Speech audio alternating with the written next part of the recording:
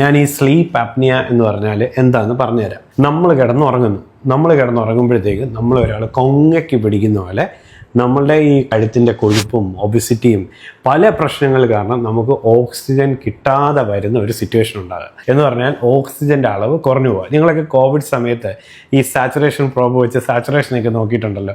Normal saturation എന്ന് വെച്ചാൽ 98%. Okay, 98% ഒക്കെയാണ്. അപ്പം നമ്മൾ ഇവിടെ ഡെമോൺസ്ട്രേറ്റ് ചെയ്യുന്ന ഒരു സ്ലീപ്പ് സ്റ്റഡിയാണ്. ഇദ്ദേഹം നോർമലായിട്ട് പകൽ സമയത്തൊന്നും അദ്ദേഹത്തിൻ്റെ സാച്ചുറേഷൻ കുറവല്ല. പക്ഷേ ഇദ്ദേഹത്തിൻ്റെ തന്നെ സ്ലീപ്പ് സ്റ്റഡി ചെയ്തപ്പോൾ കണ്ടില്ലേ, അപ്നിയ ഹൈപ്പോക്സിയ ഇൻഡെക്സ് 59 തവണയാണ്.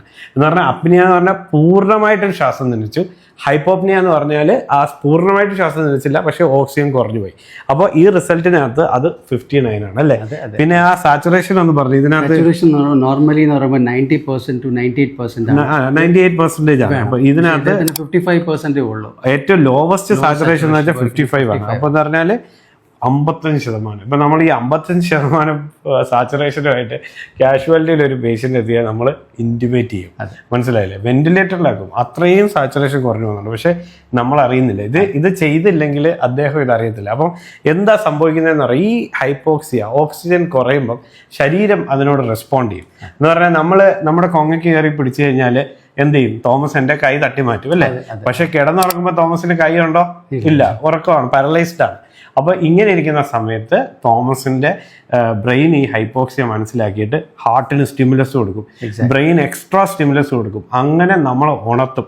അപ്പോൾ ഓരോ ഉറക്കത്തിലും വളരെ ശ്വാസം മുട്ടി നമ്മൾ എഴുന്നേൽക്കുന്നുണ്ട്. എഴുന്നേറ്റ് കഴിഞ്ഞാൽ ഈ ഓക്സിജൻ ശരിയാവും. അപ്പോൾ നമ്മൾ ആ സ്ട്രെസ് കൊടുക്കുന്നത് എന്തിനാണ്? നമ്മുടെ ഓക്സിജൻ ശരിയാക്കാൻ വേണ്ടി ബോഡി കോമ്പൻസേറ്റ് ചെയ്യുന്നതാണ്. നമ്മളെ ഭയങ്കരമായിട്ട് ഉണർത്തി സ്റ്റിമുലസ് കൊടുക്കും. അപ്പോൾ നമ്മൾ ഉണർന്ന് ശ്വാസം എടുക്കുമ്പോൾ വീണ്ടും ഓക്സിജൻ ശരിയാവും. ഇങ്ങനെ ഉണരുകയും ഉറങ്ങുകയും അതിൻ്റെ ഇടയ്ക്ക് ഓക്സിജനും കുറഞ്ഞു പോകുമ്പോഴത്തേക്കും ഇതൊരു സ്ട്രെസ്സാണ്. ഏതൊക്കെ അവയവങ്ങൾക്കാണെന്നറിയോ? നമ്മുടെ ഹാർട്ടിന്, അതുപോലെ നമ്മുടെ കിഡ്നിക്ക്. ഇത് രണ്ടും ഫെയിൽ ആവുമെന്നാണ് പറയുന്നത്. ശരിക്കും പറഞ്ഞാൽ ഈ സ്ലീപ്പ് അപ്നിയ ഭയങ്കര സിമിലർ.